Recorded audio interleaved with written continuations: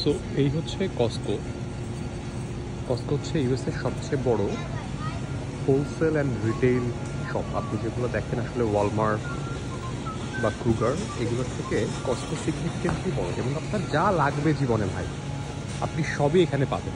ধরেন এই যে পিলো থেকে শুরু করে দৌড়াদৌড়ি করা জিনিসপত্র থেকে শুরু করে খাবার, ইনফ্যাক্ট আপনার যদি ফার্নিচার কেনার মন চায় সেই ফার্নিচার পর্যন্ত আপনি এখানে সবই কিনতে পারবেন। এবং এটার প্রাইস কস্কোতে আসলে ইউএসের অন্য যে কোনো জায়গার থেকে সিগনিফিকেন্টলি কম দামে এখানে ওনারা বিক্রি করে, কিন্তু এখানে আপনাকে একটু বাল্কে কিনতে হবে।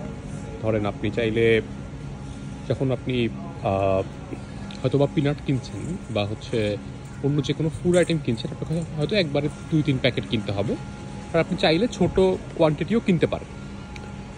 সো কস্কো ব্যবসাটা করে কীভাবে, এরা যারা প্রডিউস করে বা যারা বানাচ্ছে যে কোনো আইটেম, সেই আইটেমটা যেই দামে হোলসেলের কাছ থেকে ওনারা নিয়ে আসেন, ওনারা সেই দামেই বা তার থেকে সামান্য একটু মার্কআপ রেখেই বিক্রি করে দেয়। এই কারণে কস্কোতে আসলে প্রাইস অন্য জায়গার তুলনায় সিগনিফিকেন্টলি কম। যেমন ধরেন এই যে হেনিকেনের একটা, এখানে হচ্ছে আপনার 24 প্যাকেট আছে, এটার দাম হচ্ছে $26-27। এটা যদি আপনি বাইরে কিনতে যেতেন, আপনার 6টার প্যাকেট আপনাকে কিনতে হতো আসলে প্রায় $13 দিয়ে। 6টা $13 জায়গায় আপনি এখানে 12টা পাচ্ছেন $27।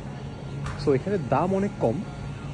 সো কিনতে হলে একটু বাল্কে কিনতে হবে। যেমন ধরেন আপনি চাইলেই একটা প্যাকেট জিপলক কিনতে পারবেন না, পুরো এই বক্সটা আপনাকে কিনতে হবে, তার দামে সস্তা পড়বে। এখন মনে করতে পারেন যে আসলে পাইকারিতে একবারে কিনলে দাম সস্তা পড়ারই কথা না, তার তুলনায়ও অনেক কম। তো কস্কো আসলে মার্জিনটা কোত্থেকে নেয়, ওদের একটা অ্যানুয়াল মেম্বারশিপ ফি আছে। আপনি কস্কোর মেম্বার না হইলে কস্কো থেকে কোনো শপিং করতে পারবেন না। এই জন্য আপনাকে বছরে আসলে প্রায় $92 $92 আপনাকে দিতে হবে কস্কোর মেম্বারশিপ ফি এর জন্য। এই যে মানুষজন মেম্বারশিপ ফিটা দিচ্ছে, এইটা হচ্ছে Costco one of the biggest revenue source. বুঝছেন? প্রোডাক্ট তারা আপনাকে খুবই কমে দিচ্ছে, অবশ্যই লস করে দিচ্ছে না, খুব সামান্য লাভ করছে প্রোডাক্ট থেকে, কিন্তু আপনার কাছ থেকে বছরে একটা এককালীন অনেক বড় ফি নিয়ে নিচ্ছে। তারপরেও কস্কো অর্থিত, মানে দাম এখানে যে পরিমাণে ওনারা দামটা ম্যানেজ করে, তারপরেও আসলে কস্কো অর্থিত। সো ব্যবসার আসলে এটা একটা ভেরি ইন্টারেস্টিং মডেল, যে মেম্বারশিপ ফি দিয়েই ফুল কনজিউমার গুডসের উনি আসলে টাকা তুলে নিচ্ছেন, এবং অন্য জিনিসপত্রে তারা মার্কআপ কম রাখছেন। যেমন ধরেন এই শার্টগুলোর দাম এখানে দেখাচ্ছে $15.99, মানে $16 মতো। এটা হয়তো বাইরে কিনতে গেলে আপনি কতই পাইতেন, এটা হয়তো পাইতেন আপনি $18-19। দাম একটু কম আছে। সো সব প্রোডাক্টের দাম যে কম তা কিন্তু না, কিছু প্রোডাক্ট থাকবে যেমন আপনার এই গার্মেন্টসগুলো, এইখানে হয়তো ওনারা মার্কআপটা বেশি রাখে, কারণ এগুলো এক্সক্লুসিভ আইটেম থাকে যেটা অন্য জায়গায় পাওয়া যায় না, ওনাদের ব্র্যান্ড থাকে। এবং এখানে ব্যবসা আরেকটা বড় ব্যাপার হচ্ছে ওন ব্র্যান্ড।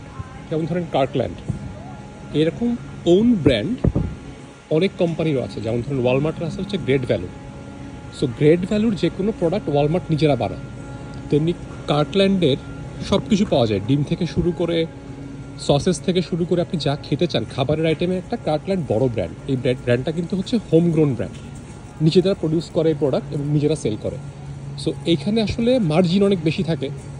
সো অন্য কোম্পানি যদি এখানে ধরেন কোনো জুস সেল করতে চাচ্ছে, সেই জুস যদি ওরা 2.5 করে সেল করে, $2.5 করে সেল করে, কার্কল্যান্ড হয়তো ওরা 2.3 করে সেল করতে পারবে, কারণ নিজেদের বানানো ব্র্যান্ড। হাতের কাছে কোনো কার্কল্যান্ডে কিছু থাকলে দেখাতে পারলে ভালো হতো। সো তারপরে নিজেদের ব্র্যান্ড যত বেচতে পারবে তত আসলে ওদের হাতে মার্জিন বেশি থাকবে, কারণ অন্য কোম্পানিকে দিতে হচ্ছে না কিছু। সো এই হচ্ছে ওভারঅল আপনার আসলে বিজনেস পলিসি অফ কস্কো, যেখানে নিজেদের প্রোডাক্ট বিক্রি করতেছে এবং সিগনিফিকেন্টলি কম দামে বাইরের দোকানের তুলনায় অন্যদের মাল পাইকারিতে বিক্রি করতেছে, বাট মেইন রেভিনিউ আসতেছে হচ্ছে এসব থেকে, ওনাদের মেম্বারশিপ ফি থেকে। বাই।